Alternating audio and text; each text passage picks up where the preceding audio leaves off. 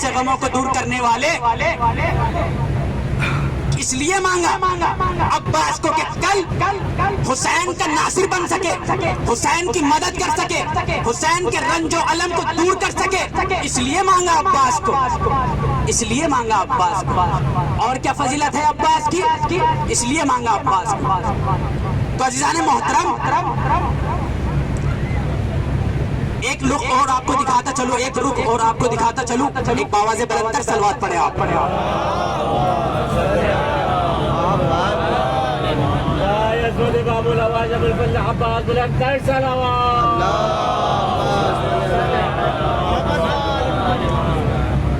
اس لیے مانگا عباس کو کہ کل اپنے بھائی حسین کی مدد کر سکے، حسین کے غموں کو دور کر سکے۔ اس لیے حسین نے فرمایا جب تک عباس رہے مجھے کسی چیز کا علم نہیں رہا، درد نہیں رہا، سہتا رہا لیکن اثر نہیں ہوا۔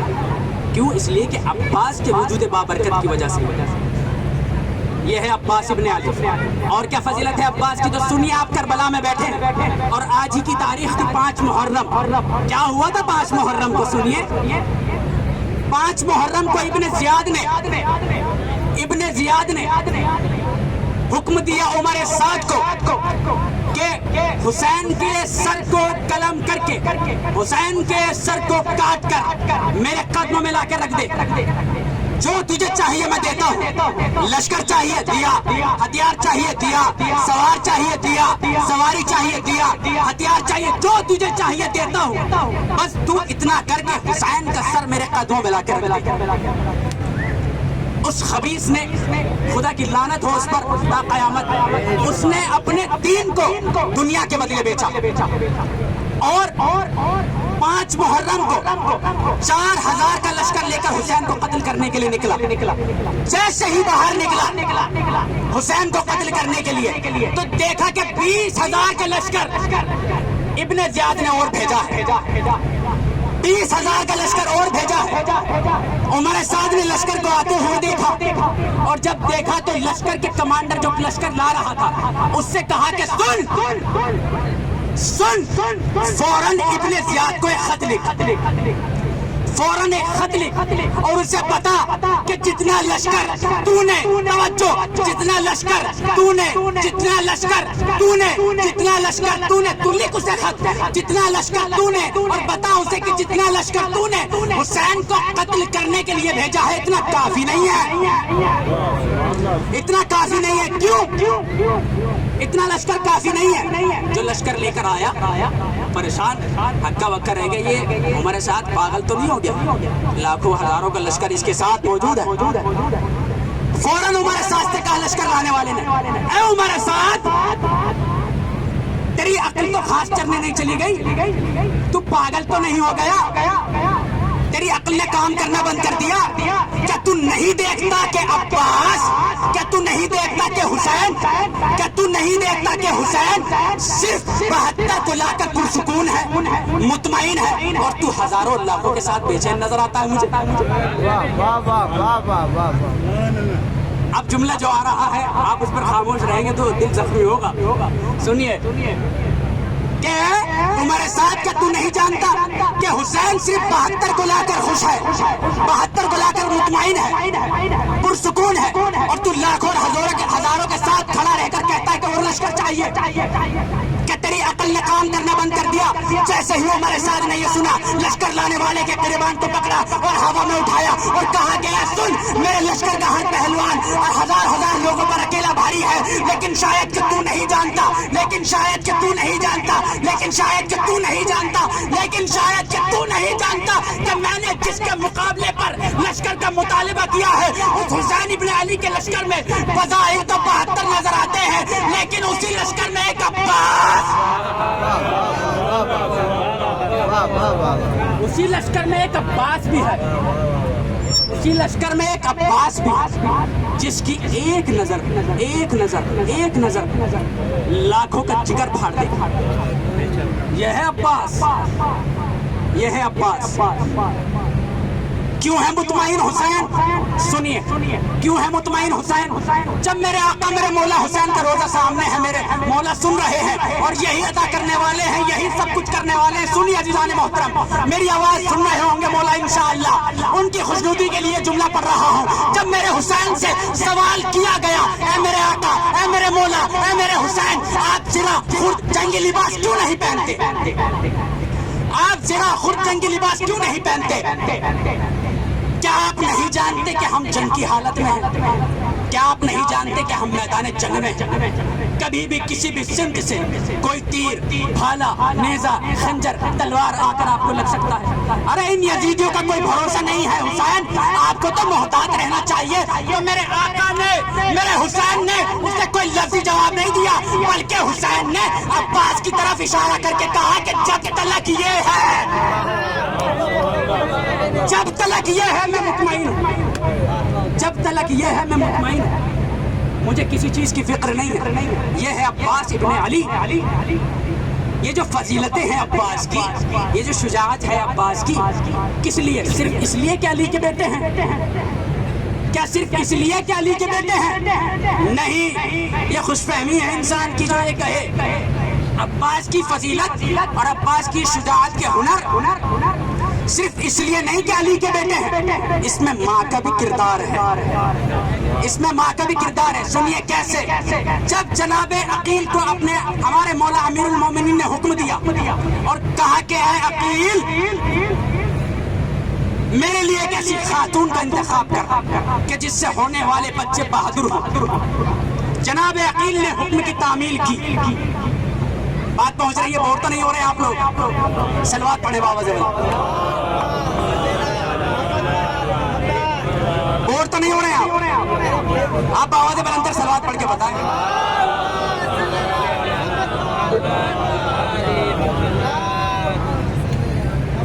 یہ کس سے بہتر سلوات پڑھے آپ؟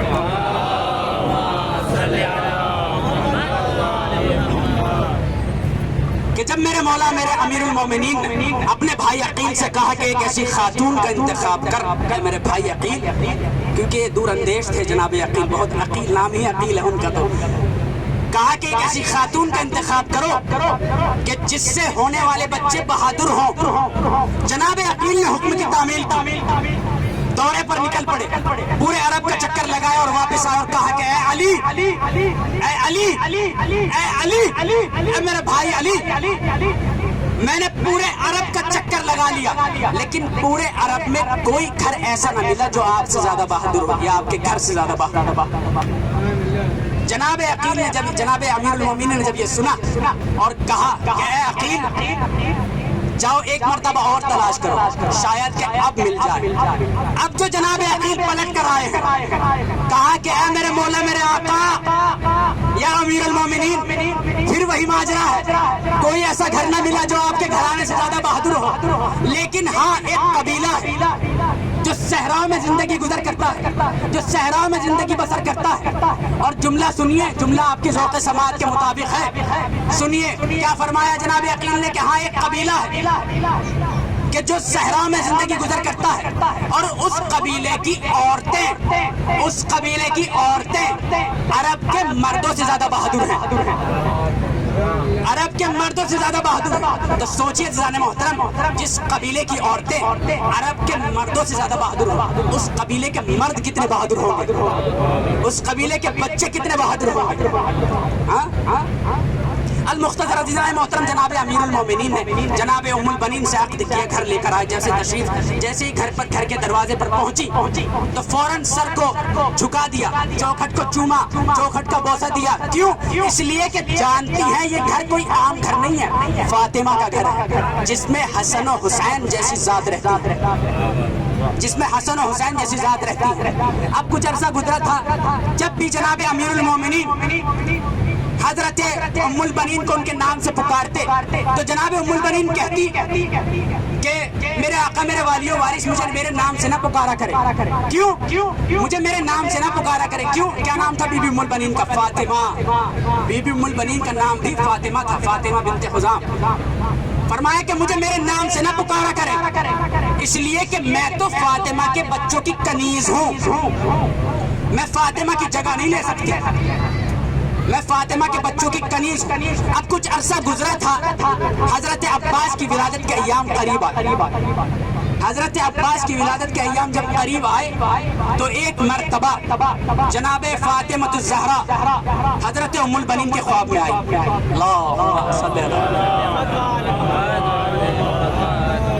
جناب فاطمہ الزہرا جناب ام البنین کے خواب میں آئی۔ جناب فاطمہ الزہرا رحلت فرما چکی، ان کے خواب میں آئی اور آ کر کہا کہ اے ام البنین، الفاظ پر غور کیجئے گا، کیوں؟ اس لیے کہ میرے لفظ نہیں ہیں، بی بی فاطمہ کے الفاظ ہیں۔ جس کو حوالہ چاہیے میرے پاس موجود ہے، لے سکتا ہے مجلس کے بعد۔ کیا فرمایا کہ اے ام البنین، اے ام البنین، تم بہت جلد میرے بیٹے عباس کی ماں بنو گی۔ کیا کہا جناب فاطمہ نے؟ اپنا بیٹا بتایا عباس کو، فرمایا کہ اے ام البنین، تم بہت جلد میرے بیٹے کی ماں بنو گی۔ یہ نہیں کہا خواب میں آ کر کے میرے شوہر کا خیال رکھنا، یہ نہیں کہا آ کر کے میرے بچوں کا خیال رکھنا، یہ نہیں کہا کہ میری زینب کا خیال رکھنا، یہ نہیں کہا کہ میرے حسن و حسین کا خیال رکھنا۔ کیا کہا کہ اے ام البنین، تم بہت جلد میرے بیٹے عباس کی ماں بنو گی۔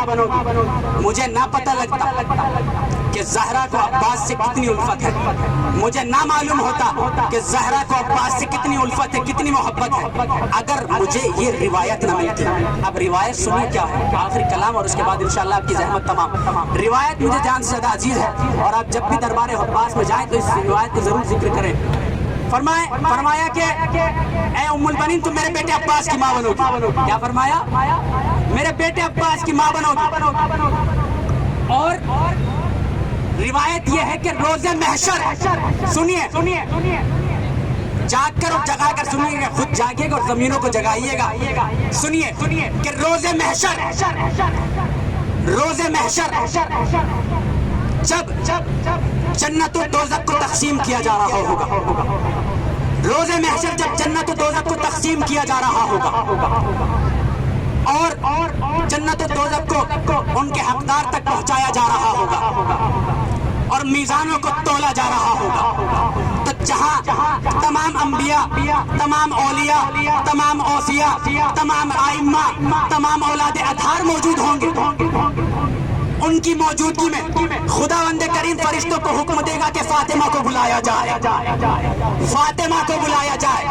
فرشتے فاطمہ کو لے کر آئیں گے، خداوند کریم فاطمہ سے سوال کرے گا، 11 امام کی موجودگی میں، ائمہ کی موجودگی میں، نبیوں کی موجودگی میں، اوصیاء کی موجودگی میں، اولیاء کی موجودگی میں، خداوند کریم فاطمہ سے کہے گا، اے فاطمہ، اے فاطمہ، اے فاطمہ، اپنے بابا کی امت کی شفاعت کے لیے کیا لائی ہے؟ اے فاطمہ، اپنے بابا کی امت کی نجات کے لیے کیا لائی ہو؟ اے فاطمہ، اپنے بابا کی امت کی نجات کے لیے کیا لائی ہو؟ اے فاطمہ، اپنے بابا کی امت کو جنت میں لے جانے کے لیے کیا لائی ہو؟